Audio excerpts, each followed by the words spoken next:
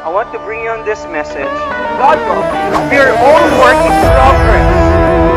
Why I'm telling this? Kasi naranasan ko yan eh. The Jomoldi Experience. What's up, guys? It's your Kuya Paz and welcome back sa ating podcast, The Jomoldi Experience, aka TJX. I hope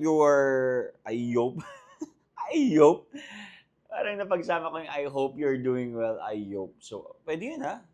I hope you're doing well because I believe you do, right? Ngayon, yung mga working, masaya kasi Friday, tomorrow, rest day ninyo. And today is Sahod Day. Alright? Kaya masayang-masaya po kayo ngayon. Sa lahat pa ng mga nakikinig, mabuhay kayong lahat. Gusto ko lamang po magpasalamat muli for supporting our podcast, for supporting every episode.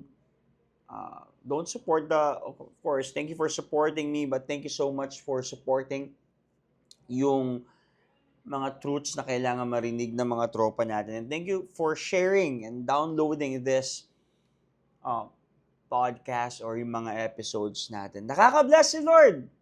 Yun lang masasabi ko. Kasi this week, sobrang tiring pero sobrang fulfilling. Ang tawag ko pag gano'n ang linggo ko is sulit lagkit. Sulit yung pagod pero nakaka-bless dahil productive at marami kang na-encourage na mga tao. And you see the progress of sanctification, you see the progress of your ministry, at ikaw, yung progress mo kung paano mo makikilala pa si Lord. Kaya, gusto ko lamang pong malaman ninyo na nakaka-bless talaga kapag alam mo yung purpose mo at ginagawa mo yung purpose mo at may mga kasama ka na talagang tinutulak ka para sa purpose mo. Yun.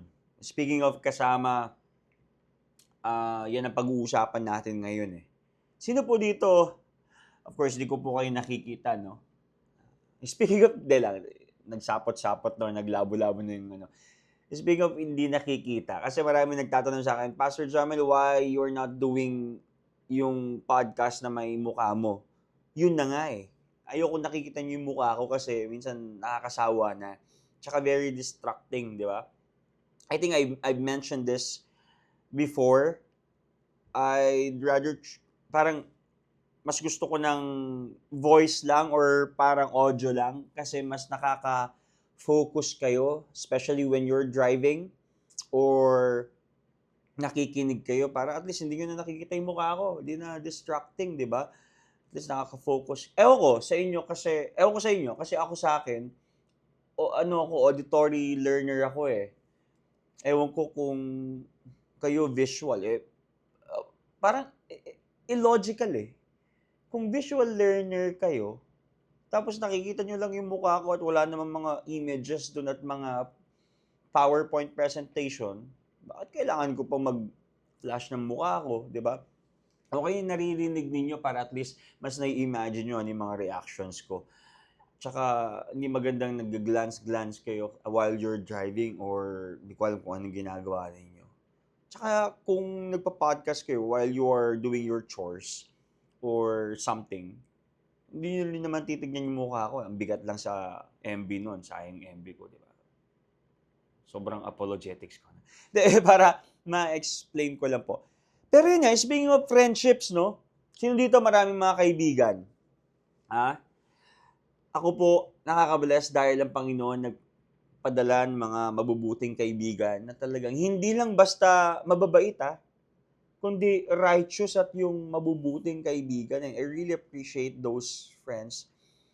And I don't need to mention these people because alam na nila kung sino sila. Right? Nagpapasalamat ako sa mga taong ito dahil talagang parte sila ng buhay ko at sinusuportahan nila ako sa ministry, vice versa. And of course, my wife, talagang number one supporter ko yan. Hindi lang supporter, kundi ano ko rin yan eh. Ang tawag dito, may term doon, hindi lang supporter. Sponsor! Alam niyo yun? Yung sponsor ko yan. Alam niyo naman po, ang doktora natin, nag-work na. Talagang, sarap palang maging asawa. Sarap palang maging pastor at sinusuportahan ka ng asawa mo. Thank you so much, Doc K. Ayokong tawagin siya sa endearment ko sa kanya. Baka mabaduyan kayo. Hindi na tuloy itong podcast na to. Yeah, yun nga, speaking of tutuloy itong podcast, pag-usapan na natin, mag-dive in na tayo para hindi na tayo paligoy-ligoy pa, no? Kasi target ko dito, 35 minutes lang. So, for sure, nakita nyo na po yung topic, yung subject natin. Kitang-kita, friendships that hurt the church. Bakit itong topic natin, Kuya Paz? Anong context nito? For sure may context ito. For sure may hugot ito. Dalawang bagay. Unang bagay po, tatayo ako. Kasi ayoko nakaupo eh. Unang bagay, ang context nito. My wife mentioned me while she was, scrolling sa kanyang TikTok. May nakita siya parang video doon about chismis, na hurt daw siya sa church. Kasi parang feeling niya pinagchichismisan siya doon, something like that. Okay, that's one. And then number two, a lot of my friends, especially sa ministry at mga youth pastors, they're sharing and parang minimension nila yung mga na-experience nila sa church about hurt, yung mga leaders sila umalis. And then, they're creating groups, something like that. Oh, okay. Tapos parang own experiences din. Which is actually, I shared this to our mentoring. Kasi means, by the way, I have to put this on record, no? Kasi this is one of the topics na talagang hindi na pag-uusapan sa church. Kaya nga nasabi ko sa inyo sa mga previous podcasts or episodes. Sa church kasi medyo pakiramdaman eh. Medyo, alam niyo yun, tinginan lang or parang pakiramdaman, hindi natin ma-share kasi nga ayaw natin masaktan yung mga tao. But one of my learnings is this, I have to be vocal, of course, in private and in a right setting, no? So, sabi ko nung Tuesday, I have to put this on record. Okay? At doon lang yun, sumagi lang sa isip ko yung topic na yun, sabi ko, gawan ko nga doon ng episode. Kasi wala pa akong naririnig na ganitong podcast or mga clips or mga topics sa internet or sa YouTube. Teka, aralin ko nga to. Ano bang biblical foundation or ano bang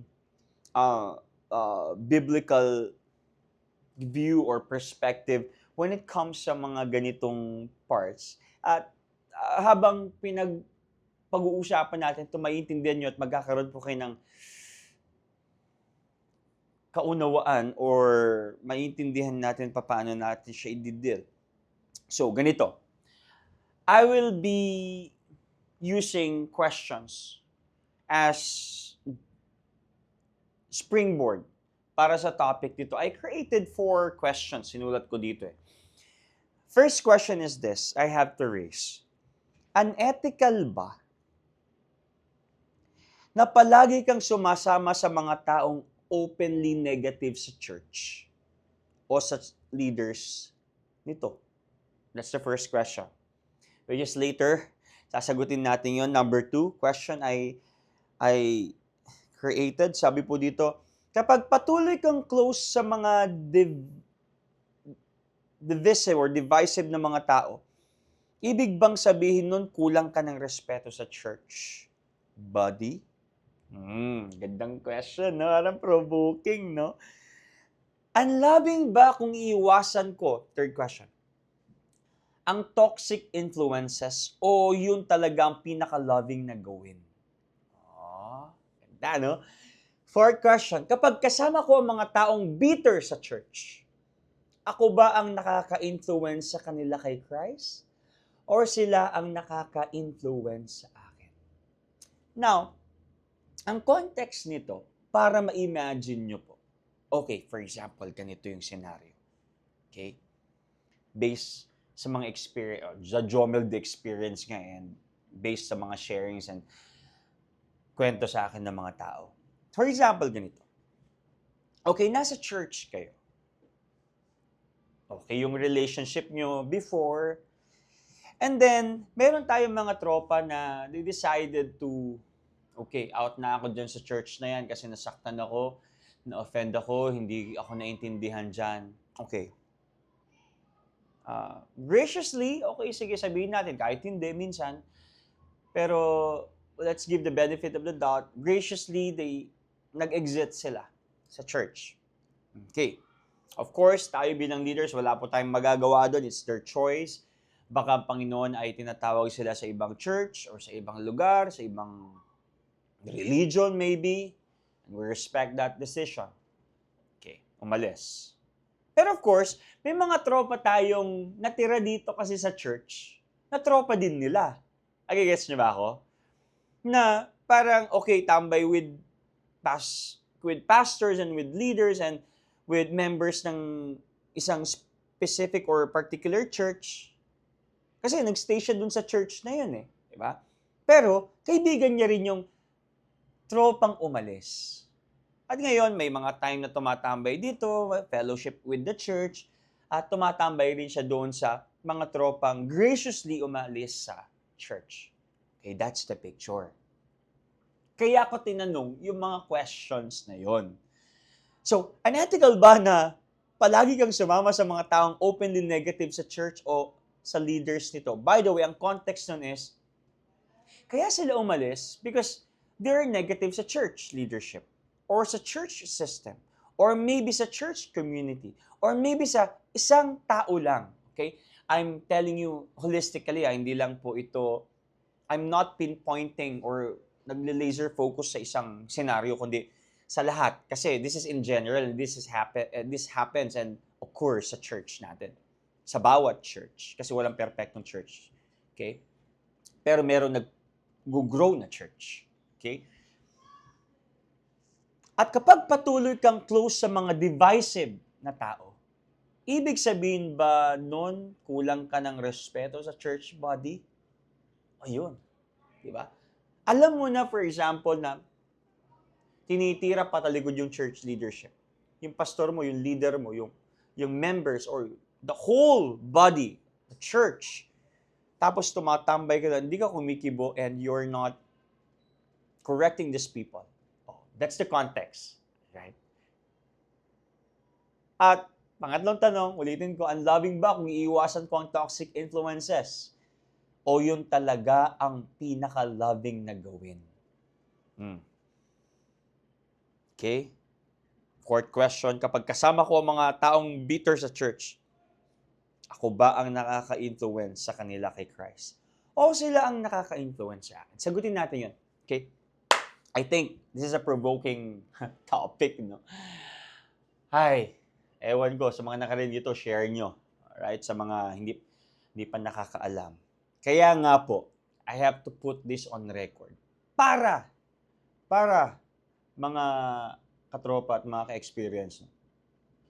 Para maintindihan natin, oo nga, no? Kasi no one is saying this.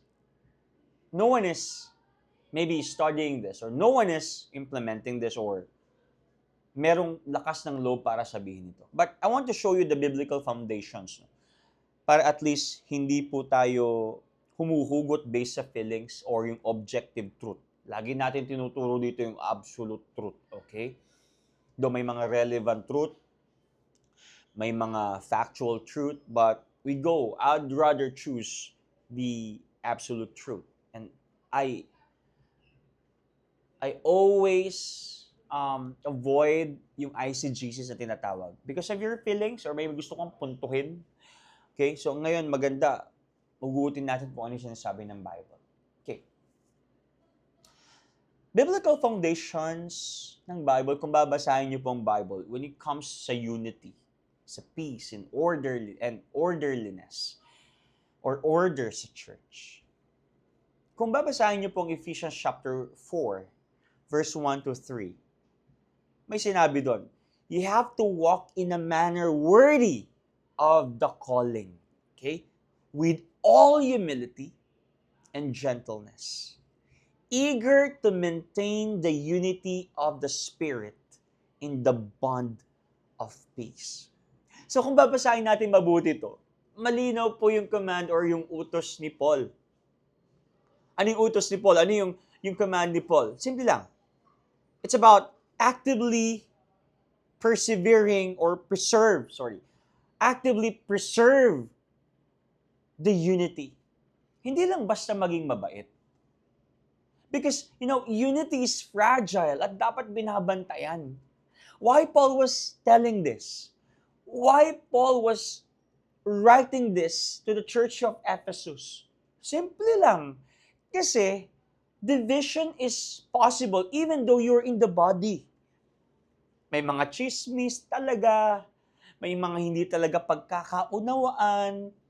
Kaya nga sabi ni Paul, you have to be eager to what? To maintain the unity of the Spirit in the bond of peace. Ngayon, ang ginamit dito yung salitang maintain. Hindi talaga fully united, kasi pag fully united tayo, darating ng Panginoon. But, ibig sabihin ng maintain, we have to respect those decisions. We have to respect those sacraments, bawat isa.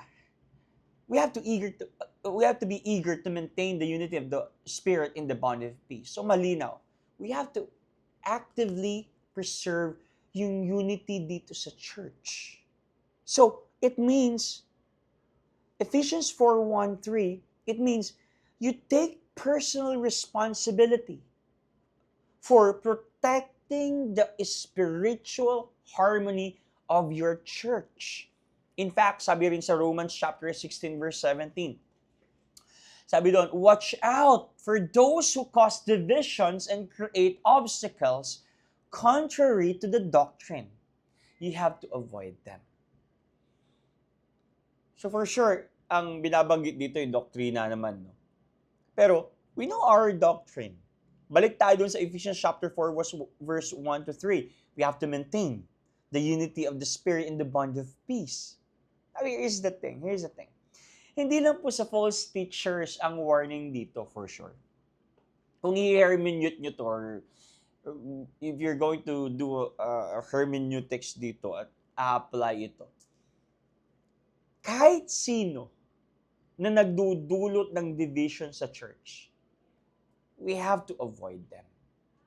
Now, here's the thing. May application sa part na yun. Don't just be nice. There are a lot of people na, okay, basta ako nice ako, okay na ako, pakikisamahan ko ang lahat. Alam niyo sa mga taong ganun, tawag ko sa mga yon, walang stand. I will be nice to everybody, really. Even though the church is being hurt, even though you know the truth inside that organization or that family, you will still be nice to other people or to everybody. So we have to fight for unity by refusing to feed division. So we have to speak words that heal, not words that wound. Kasi minsan we compromise kasi nga gusto mong maging tingin sa'yo ng tao mabait ka. You still like and follow their posts. Now guys, if someone in the body is stirring division, here's the thing. Don't give their voice more power by entertaining their talk. You have to cut them off while they're talking. Bro, that's not good. Bro, that's against our doctrine. Kasi sabi sa Ephesians 4, let's maintain the unity. Now, mahalaga po ito kasi parang hindi masyado napipreach sa sa pulpit ito. Or parang nahihiya madalas yung mga leaders, sabihin dito, baka sabihin, kinokontrol sila at minamanipulate sila. But I have to say this. If I won't say this, who's going to say this? Who's going to preach this? Di ba? Now, here's the thing. That's very important. You have to guard unity and you have to take care the testimony of the church. And secondly, pagdating sa biblical perspective po, no,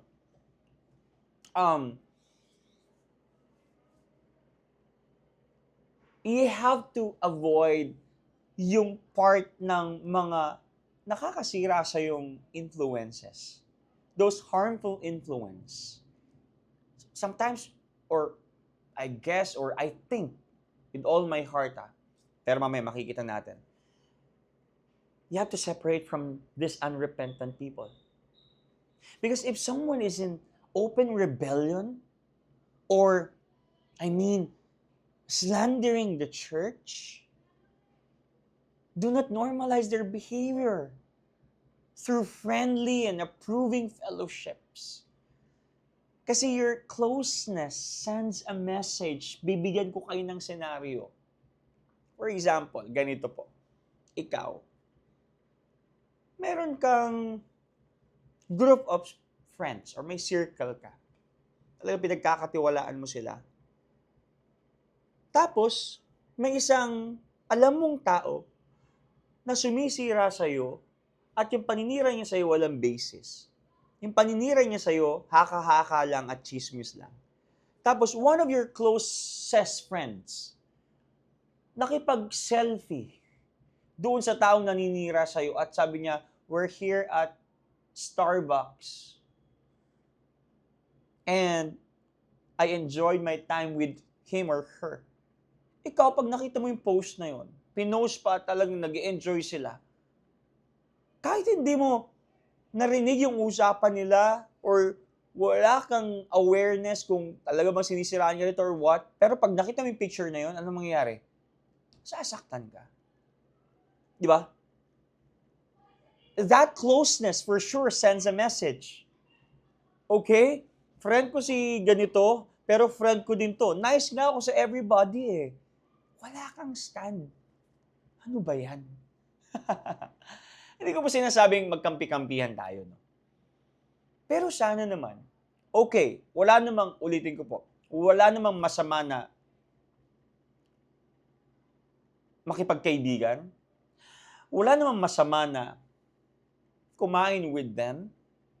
But make sure you're not being influenced by these people.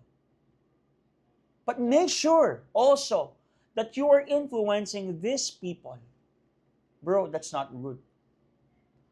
Bro, let's stop the hate and start praying and loving our enemies. Kung meron kang something sa kanya, sige, i-connect ko kayo, mag-usap kayo, and let's deal that. And have a covenant, okay, hindi na kami magsisiraan or wala nang hate or whatever. Okay?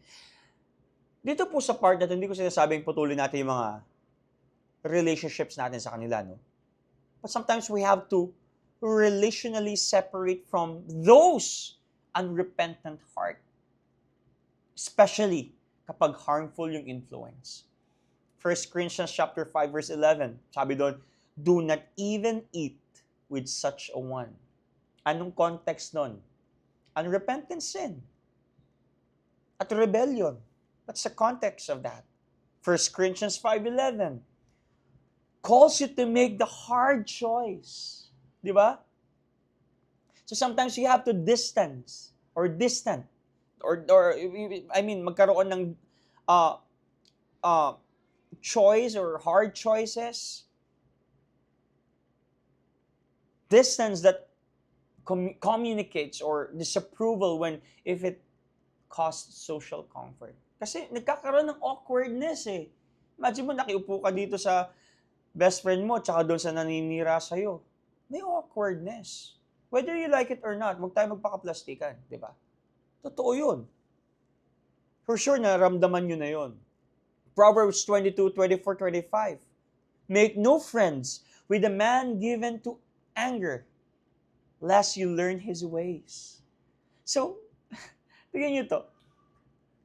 Relationships shape us. Parang yun ang sinasabi ng Proverbs eh. Relationships shape us. At kung palagi tayong nakikisama sa mga bitter na tao, mahahawa rin tayo sa kabiteran nila. Bakit ko sinasabi to? Man, I've seen the worst. I've seen a lot of people. And even I experienced that. Hindi ko itatanggi. Diba? So in Proverbs 22, 24, 25, it warns the bitterness. It warns us that bitterness is contagious. And if you keep company with the angry and divisive people, you will start to sound like them. For sure. Kaya po, I suggest, iwasan po natin yung mga ganyan, lalo na yung mga chismis.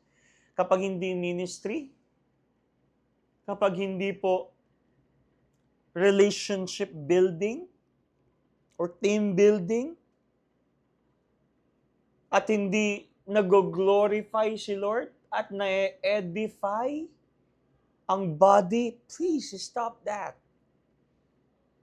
Stop making Jesus that attack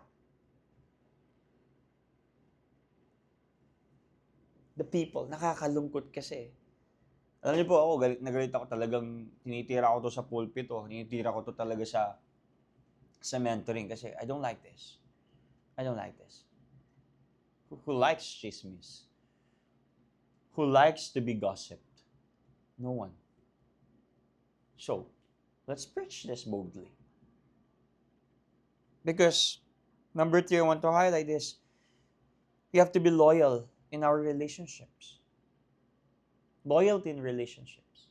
Alam niyo po sa Proverbs, at iba't ibang Bible stories, madalas po doon pinapakita yung yung virtue ng loyal love.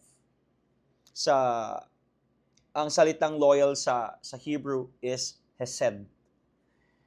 Faithfulness sa Diyos, sa kanyang people, at sa covenant relationships. Ngayon po, kung patuloy kang, sumasama sa mga aktibong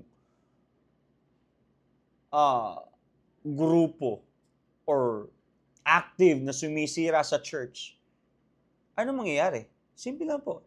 It leads to complication or complicity. Ano sabi sa Psalm 1:1? Alam ko, memorize nyo to. Walk not in the counsel of the wicked. Kasi for sure, mahahawa at mahahawa ka. Now, my application here is this. You have to show the covenant of faithfulness, hesed, to God's people also. I know you're loyal to God. Sinasabing perfect ang loyalty nyo kay Lord, pero for sure, mas loyal ka sa Panginoon kaysa sa katabi mo. And loyalty means you have or you stand with the body when it's under attack. Not with those trying to tear it apart. Bigyan ko po kayo ng idea, no?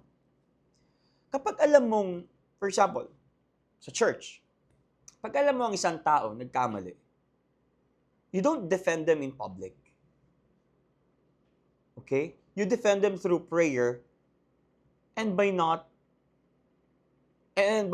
being silent. Being silent sometimes, alam niyo po, is a sign of protection. Bakit? Kasi alam mo mali yung ginawa nila eh. So ang gagawin mo lang is this, correct them in private, pray for them, encourage them, pero huwag kang magsasalita in public. Kasi unang-una po, pag nagsalita ka at alam mong mali sila, babalandra sa'yo, ay, pinagtatanggol yung mali, compromiser yan. Pangalawa, kapag sinoutout mo yung kamalian nila, you're not actually protecting them. Ang nangyayari doon ay, sinisiraan mo po sila at binibigyan ng idea yung mga taong wala namang kinalaman. Pero, kapag inaatake yung isang tropa ninyo sa loob ng organization or church, at alam nyong wala naman siyang ginagawang mali, doon ka magsasalita. Be wise. Be prudent when it comes to protecting one another. Hindi porket may nangyaring ganito, dapat inaalam mo muna. Alright? That's very important. And for sure, you're learning po, no? I'm just sharing all my experiences din at base sa mga naririnig ko and from my dad. So, nasasagot na ba yung mga tanong? For sure, nasasagot na yung mga tanong kanina, no? Here's the thing kasi. Okay, this is my lens. This is my view, ha? This is my view. Okay. Tapos na tayo sa biblical perspective. Here's my view. Hindi ko sinasabing tanggapin nyo to or what, but this is podcast ko to, okay? View ko to. Gawa kayo ng podcast na, biro lang. Here's my view. Kasi, for example, if you side with those who undermine the church, sa akin you are intentionally or unintentionally standing against Christ Himself. Tandaan niyo po ito, biblical separation is not cold-heartedness. It's actually obedience to the shepherd who loves his flock. So kapag may mga ganong gatherings and fellowships, ask yourself, and this is the question, by spending time with this person, kapag sinamahan ko ba tong taong ito, am I endorsing their sin against Christ's body? Or am I engaging with them para makorek sila at magrepent sila at magbago sila? If the answer is yes or maybe, then proceed mo lang. Engage to them. Make sure you're influencing them. But if you're endorsing their sin, you have to step back. Okay? Kung isang member po ay intentionally nakikisama sa mga open yet actively naninira sa mga pastor, sa mga members, or sa whole body, kahit ano pang church yan. Man, hindi lang yun weird. Hindi lang yun, mamaya ko na sabihin yun. Okay. Hindi lang yun weird. It's actually spiritually unwise and potentially sinful because they're destroying the unity of the church. Number 2, they're endorsing divisive behavior. And then number 3, they're destroying the testimony of the church. Okay. And gusto ko pong reiterate, no, alam ko na preach ng mga pastor nyo to at ng mga organizations to, mga other churches. Tandaan nyo po to. Okay, tandaan nyo po to. Nung tinanggap mo si Kristo, justified ka na. And now you're going through the process of sanctification and you are meant to be in the community, the groups, church, prayer meetings, mentorings. You're meant to be in those meetings. Dapat. Kasi there's no such thing as lone rangers. At nagpabaptize ka and you identified yourself, okay, kay Kristo na ako, patay na ako sa kasalanan ko, binuhay na ako, at ngayon, nagpabaptize ako sa specific or sa isang local church and now I'm a member of this particular or specific church. You're a member of that church already. Okay? Here's the thing. Tandaan niyo po, ang membership is a covenant. And nowadays, sa bawat church, minsan kasi hindi na-explain mabuti ito eh. Membership is a covenant, by the way. Membership is very serious. And yung mga members kasi ngayon, they don't take membership seriously. So, membership is a covenant. You vowed to walk in love. Ibig sabihin ng membership is this. At may covenant. May covenant ka at you vowed to walk in love and purity and peace.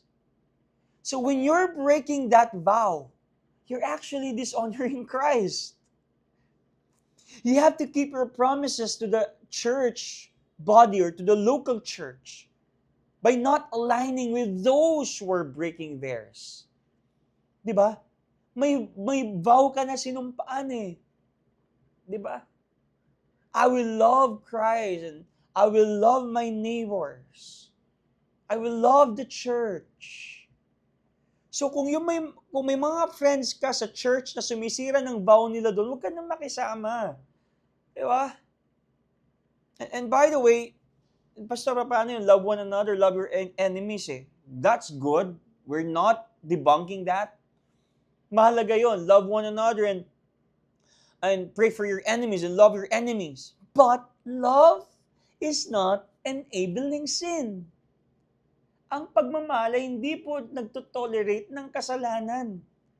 Hindi nagtotolerate ng division. Hindi nagtotolerate ng gossip. Hindi nagtotolerate ng siraan. Love is not enabling sin.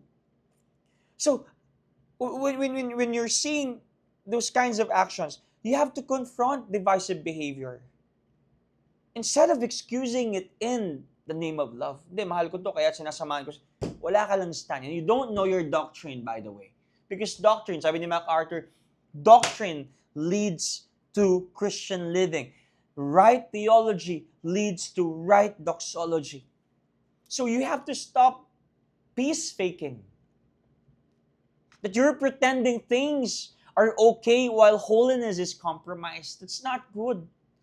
You have to pursue real peace through truth, not silence. That's why I'm telling you this. And if you heard this, tell it to the person na kailangan marinig ito. Now, balik tayo dun sa question. Is it unethical? Is it disrespectful? Is it weird? Dun sa part ng ethical, yes, it's questionable sa ethics. Kasi nilalabag nilang biblical principle ng unity at loyalty sa body ng Panginoon. They're breaking their vows sa church at doon sa katabi nila. Is it disrespectful? The answer to that question is yes. Oo. Hindi po dahil bawal makipagkaibigan sa labas. Pero dahil ang patuloy na pakikisama doon sa mga actively na naninira at nagpapakita at nagdi-disregard sa leadership at sa health at doon sa reputation at doon sa unity ng congregation. So I would say yes. That's my view. Is it weird? Yeah, it's weird. Because you're forming or you're leading them to social awkwardness. Socially awkward ito sa loob ng covenant community. Diba? Kasi po, nawawala yung health or yung healthy relationship sa loob ng tahanan natin or ng simbahan natin kapag ganiting nang i-imagine mo yun. Alam mo nang sinisiraan yung isang tao or tapos kino-compromise mo pa or wala ka man na sinasabing something to correct them and then you're sitting with them and fellowshipping with them and then you're enjoying your time with them, man. Nasaan ang loyalty doon? Wala kang stand, man. It destroys trust. It destroys trust, I tell you. Now, here's the thing. When we talk about ethical or ethics, if you claim to be a faithful member, then so be it. If you claim to be a faithful member, avoid actions that undermine unity and loyalty to the body. And when it comes to respect, true respect for leadership means you don't align with those who tear them down. And that's why you have to have social wisdom. And in a covenant community, loyalty is normal. Divided loyalties are confusing and damaging. You know, loyalty in leadership is very important. Trust is the foundation or the currency of ministry. And once it was kapag minsan nasira yun at na-broke na yung part na yun, ang hirap nang ibalik. Hindi ko sinasabing hindi, imposible, kundi mahirap ibalik. You have to earn it. Now, here's my thing. As a pastor, as a leader, as a Christian, as a member of an organization or a church, or maybe kayo po, kung kayo ay isang leader, or kung kayo ay isang pastor, or isang Kristiyano, paano mo ito haharapin? I want to give you 5 things as I end. Okay? First is this. You have to clarify the principle. You have to clarify the principle. Maganda po ituro natin sa mga churches natin at sa mga organizations natin ng unity, hindi optional. This is actually a gospel witness. John 13:35. Ituro natin, you have to vocalize it. You have to be vocal. You have to preach this. Number 2, kung hindi pa nila alam yung mga ganitong parte, have a private conversation. Lovingly, pero firm. Tanungin mo yung member mo or yung katropa mo, alam mo ba na kapag intentional kang nakikisama sa mga taong actively na naninira sa church, parang sinasabi mo sa iba na, uy, sang-ayon ka sa kanila. Kung ikaw ako, ano kaya ang dating nito sa'yo or sa body? For sure, may dating yan. For sure. But, confront them and have a conversation in private na may pagmamahal, pero firm. Ang firmness mo, ang authority mo ay manggagaling dun sa sinasabi ng Biblia. It's not about your feelings, alright? Kasi ang authority po natin ay wala sa atin. Ako, bilang pastor, ang authority ko wala sa galing ko, or sa titles ko, or sa experience ko, kundi doon sa authority ng Scripture. Yun ang sinusunod ko. When I know the Scripture, when I know my doctrine, when I know my theology, then, tapang ako. Bakit? Kasi pinaglalaban ko yung sinasabi ng Panginoon. Diba? Number 3, you have to discern the heart. Alamin po natin kung sila ay nalinlang lang or naive lang or parang na-fool lang or nadamay lang or talagang actively at intentionally sumasama sila sa mga critics. You have to discern the heart. Baka naman wala silang idea na inputan lang pero hindi talaga sila galit sa'yo. Until such time, diba? Kaya nga maganda, you have to discern the heart. Ito, walang alam to. Baka nadamay lang ito. And then number 4 is this. Call to biblical loyalty. You have to remind them at palalahanan po sila that loyalty in our church is very important and necessary. Kasi po si Kristo mismo,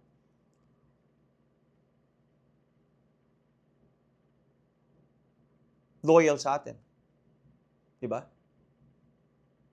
So, actually, si Lord loved niyang church. Diba? Husbands, love your wives as Christ loved the church. Loyal ang Panginoon sa church. So we have to tell the biblical principle of loyalty to the members, to the church, our leaders, to one another. Hindi lang to one way. This is two-way. Okay? And then number 5, as I end.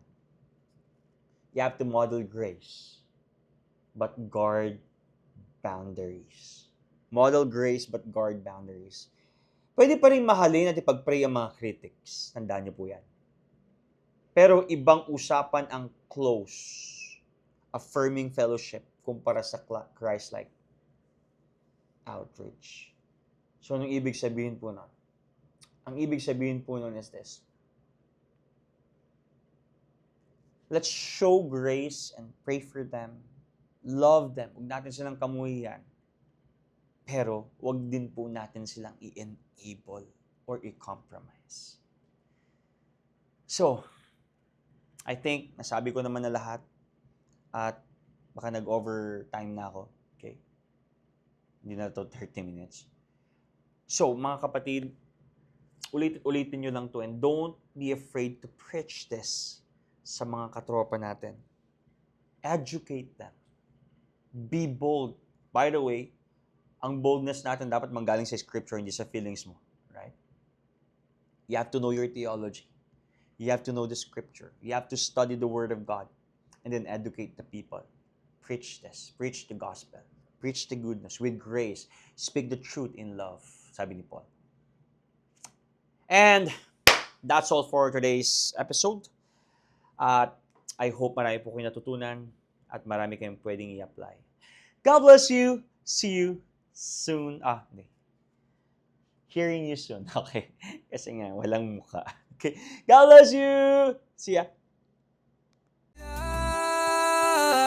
This is TJX, the Jomel, the experience. Buhay para sa kaharian, hindi lang for appearance. Luwalhati sa hari, bawat linya.